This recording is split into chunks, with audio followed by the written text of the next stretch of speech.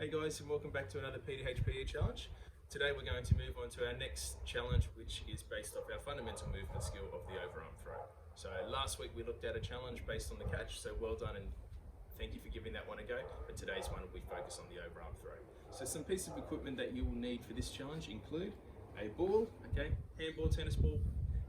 They're the most proficient ones that we want to choose, okay, but you can also use a soccer ball or a football if that's what you have access to.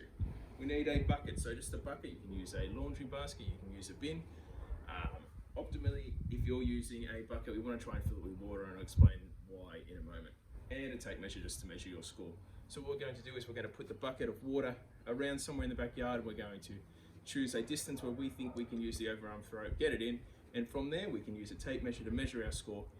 And as we get better at the challenge, we move back and back and back and then measure our score. And then if you can post your score, how many meters you got, we'll go from there and see who the winner is. So let's get set up for the challenge and give it a go.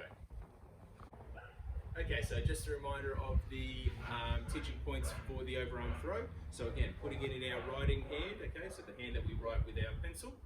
We then want to get into our T pose with our opposite leg closest to the target. From there, I'm going to spread my legs just shoulder width apart, bring up my hand like this, keep my aiming arm pointing at the direction, and when I throw and release, my hand keeps following through to hit my waist over there. So let's give it a go and see if I can get it in and see what distances I can get. So if you're in K2, you might want to start off with some underarm throws. They're a bit easier. 3 to 6, let's go straight into an overarm throw. So doing our T pose, getting ready.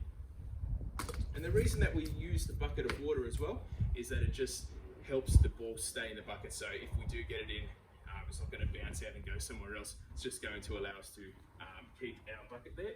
And the reason, or the ball there, sorry, in the bucket, the reason we've got that tape measure is now I can measure my score, hitting to the edge of the bucket to where I'm standing. And for my first score, I've got a 2.3, so 2 meters and 3. So this one not only is PDHPE, but also involves a bit of maths as well. So now, after I've set my first score, I might then take a few steps back and give this one a go. T pose. Oh, it didn't land in there, so I'll try that one again. So remember, if you do miss, this is one where we just get back up, show some resilience, and keep trying to set a new score.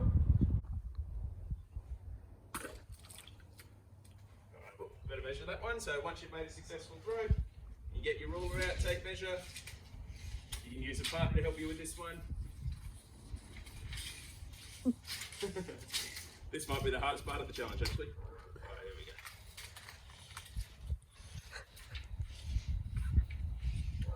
go. Alright, so my score, that one. Alright, so now I've got a 4.2, so 4 meters. 4.2 there. So let's go for a further score this time.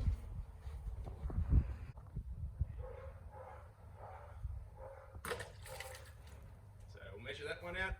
So a tip that you could do is put down a pebble or a rock or a shoe so you can mark out your throwing distance.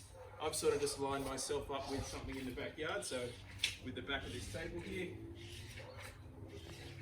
And my last score was 4.2 and my new score now is 6.7. So 6.7 meters is my new score.